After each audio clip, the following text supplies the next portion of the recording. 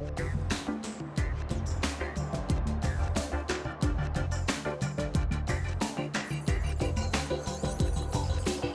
today's world, life expectancy has increased significantly, thanks to progress in medicine and health awareness. Since the beginning of the 20th century, when the average lifespan was of just 47 years, life expectancy has grown at a steady pace, and most individuals around the world are now expected to live 3 decades longer. But birth rates, especially in the West, are not following the same trend. The combination of the two phenomena gives way to a number of social, economic and moral issues that must be confronted. The December 2010 Acton Institute conference, entitled Ethics, Aging and the Coming Healthcare Challenge, held at the Pontifical Lateran University in Rome, was aimed at analysing and highlighting the importance of this demographic shift. The conference brought together religious authorities, academics, practitioners and policymakers from around the world. Bishop Jean Lafitte, Secretary of the Pontifical Council for the Family, which was amongst the event's sponsors, draws our attention to the magnitude of the low birth rates phenomenon and suggests that one of the possible reasons behind it is the notion of family values contemporary societies tend to adopt. Among the causes, there is certainly a change introduced in the conception of family life and the conception on human life. And I refer, first of all, to the question of abortion. Abortion is not only a problem of moral and a spiritual problem. From this point of view, it's dramatical and it's a crime, no? You put an end to the human life. But from the demographical point of view, it's truly a catastrophe, because you have millions and millions of people being missing now in Europe and in all the countries in which abortion is legalized. In 35 years, 7 million of babies were not born because it was put an end voluntarily to their birth, to their life. No? If you now think that part of them today would be 35 years old, or 30, or 25, or 20, you can imagine that a part of them, a part of these 7 million, maybe 2 or 3 million, no, would have today a family and would have also 1 child or 2 children. So you can understand easily that the number of the persons who are missing in my country is about between 9 and 9.5 million people. It means more than 15% of the French population. An immediate consequence of this demographic change is the necessity to rethink healthcare structures and services worldwide. The economic implications of tending to an increasingly old population is a theme policymakers will be urged to confront, as highlighted by Philip Booth, Editorial and Programme Director at the UK's Institute of Economic Affairs. All Western countries are facing ageing populations. The United States is perhaps not as bad as most of continental Europe. One stark figure suggests that in 500 years' time there will only be, at current birth rates, 16 Italians left, ignoring immigration and ignoring improvements in longevity. So Western societies are ageing, and the number of young people who are working and paying taxes is likely to fall, in some countries quite dramatically, over the next couple of generations. In the context of health policy, when we talk about ageing societies, we can distinguish between 3 different processes. One is increased longevity in general, which leads to obviously people on average living longer, and it's easy to imagine that that would lead to a higher proportion of older people within the population. Secondly, we have a problem of reduced fertility, so fewer young people being born, and therefore as they go through the age ranges, fewer young people coming into the labour market and paying taxes in order to finance pensions and healthcare for the elderly. Thirdly, and this is perhaps the most interesting problem when it comes to healthcare, there is the issue of the relationship between length of life and length of healthy life, the healthy lifespan. So if people are actually growing older, but the proportion of their lifespan which they live in an unhealthy state is not increasing, then that need not be a burden in terms of the financing of healthcare, as long as the right policy choices are being taken. Throughout history, people have had children, and those children have cared for their parents in old age, both by providing personal care, but also through providing financial support when people become too old to work. And if the state provides all healthcare in old age and also provides all financial support in old age, then essentially there is less reason to have children. Instead of my own children within my own family looking after me and caring for me as I grow older, I could expect everybody else's children to look after me as I grow older, but through paying their taxes. Everybody expects everybody else's children to look after them, and there's a sense in which children become what economists would describe as a public good.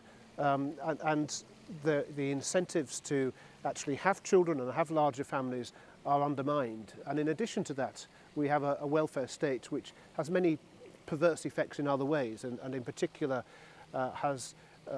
provides disincentives for people to form families when they have children, and also provides very strong disincentives to work. And again, this reduces labour market participation and just makes the financing problems of pensions and healthcare more difficult as the population ages. A prime example of age-related health conditions is Alzheimer's disease, which affects millions of men and women across the globe, as illustrated by neurosurgeon Martin Bednar. Alzheimer's disease was first described by Dr. Alzheimer approximately 100 years ago, just a little over 100 years ago in Germany.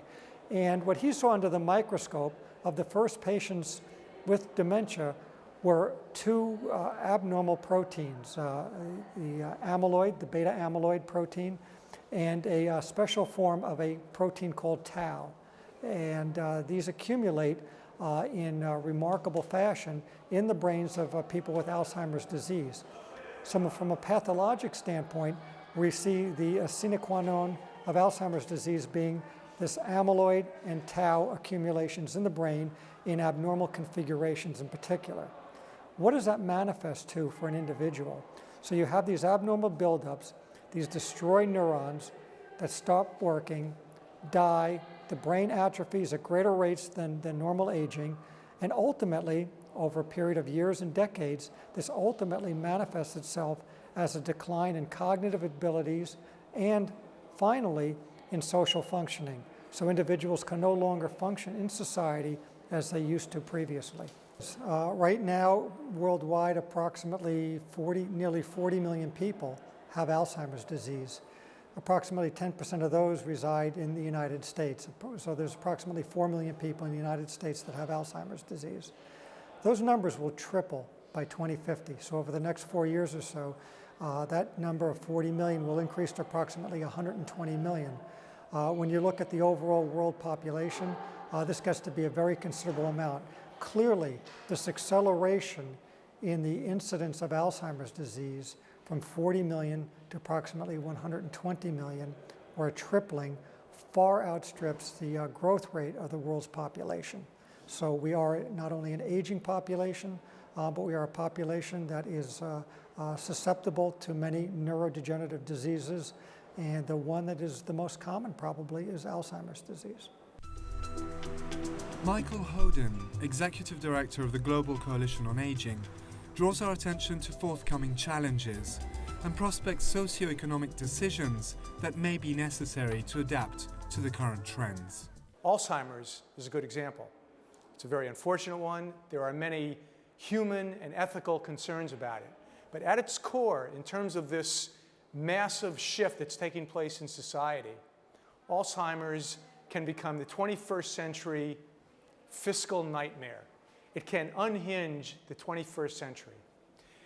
Today, in 2010, based on a study that was done over the last year we know that Alzheimer's costs roughly 1% of global GDP, roughly $604 billion. Now that's based on prevalence models that are assumed today. As we live longer, based on this longevity, we get to the place where when you live beyond 65, the chances of getting Alzheimer's and dementia become 1 in 3. When you live beyond 85, it becomes 1 in 2. So those numbers of 1% of global GDP and 604 billion explode to a place where, quite apart from the ethical, human, and healthcare issue, it's a fiscal nightmare. You add to that diabetes, cardiovascular disease, cancer, sarcopenia, which is loss of muscle mass that has impact on mobility, and you get to a place where age-related health diseases and conditions are such that they have to be addressed the way we found answers to polio. There was a day when HIV/AIDS was a death sentence, only 20 years ago. What about when infections would lead to death? Well, we can do this with age-related diseases now, but we need to apply the kind of research to it and the kind of approach so that we can find ways to mitigate that and ultimately cures. Because thinking about working into your 60s, 70s, and 80s doesn't make sense unless you have healthy aging. At the beginning of the 20th century, we roughly lived to age 47. We're now into our low 80s. I mean, this is a stunning, great advance. Now, there is an issue. The issue is not aging. The issue is this longevity represents a massive demographic transformation. It's further complicated by the fact that certainly in advanced, developed industrial societies over the last 5 decades, we have not been making babies. Probably better said, over the last 3 decades, the fertility rates have been lower. So longevity leads to a wonderful celebration that is this demographic transformation. The challenge is that the shift in the number of people over 60 or 65 and under 60 is very, very significant. And if we keep the more traditional model of work and retirement, the numbers just don't work. So that's where the change takes place. That's where the real challenge is, but it's a result of a tremendous development. Alzheimer's disease is a genuine tragedy, affecting both the lives of the ill and society as a whole. But there is some reason for hope.